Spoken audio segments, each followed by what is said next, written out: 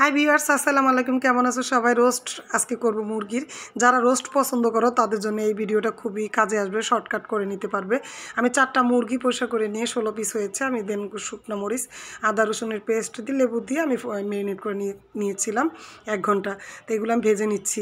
কেমন আছো বন্ধুরা? সব আশা করি ভালো আছো তোমরা। আমি মিনুস কুকিং ব্লগ থেকে মিনু আজকে মুরগি রোস্টের রেসিপিটা তোমাদের সামনে শেয়ার করলাম। আমি পেঁয়াজ ভেজে নিচ্ছি, সাথে দিয়ে দিলাম তেজপাতা, গরম মশলা, দারুচিনি, লবঙ্গ, এলাচ এবং 2 চামচ করে আদা রসুন বাটা এবং সাই জিরা, জয়ত্রী, জায়ফল একত্রে বেটে এবং সাথে দিয়ে দিচ্ছি বাদাম বাটা। এই মশলাগুলো এক্সট্রা আমি কষিয়ে নিলাম। খানিকক্ষণ কষিয়ে নিয়ে আমি দিয়ে দিব টক দই। এটা মিলভিটার টক দইটা ইউজ করব। তো রোস্ট যারা শর্টকাট রান্না করতে চাও তারা আমার এই রেসিপিটা খুবই সুন্দর করে খেয়াল করে নিতে পারো এবং এইভাবে রান্না করলে অনেস্টলি বলছি বাবুর্চির চাইতে একটু বেশি মজা হবে।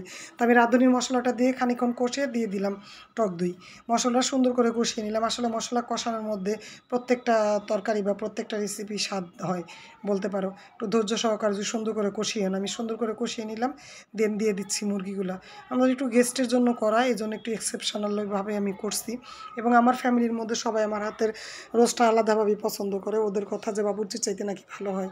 তো আমি রোস্টটা কষিয়ে নিয়ে পরিমাণ মতো পানি দিয়ে দিলাম আর এগুলো দিয়ে দিচ্ছি একটু সাই জিরা। দেশের মধ্যে এবং দেশের বাইরে যারা যারা দেখছো আমার বন্ধুরা, তারা আমার এই রেসিপিগুলো বা আমার ভিডিওগুলো শেয়ার করে দিও, লাইক দিও এবং কমেন্টস করে জানিও তোমাদের কেমন লাগে। রোস্টটা প্রায় হয়ে গেছে বন্ধুরা। দিয়ে দিলাম সস এবং সব শেষে দিয়ে দিছি পেঁয়াজ বেরেস্তা এবং গুঁড়া দুধ আর চিনি। ভালো লেগে থাকলে লাইক দিও, কমেন্টস করে আমার ইউটিউব চ্যানেলটাকে সাবস্ক্রাইব করে দিও এবং আমার সাথে থেকো, মিনুস কুকিং ব্লগের সাথে থেকো। আল্লাহ হাফিজ, আসসালামু আলাইকুম।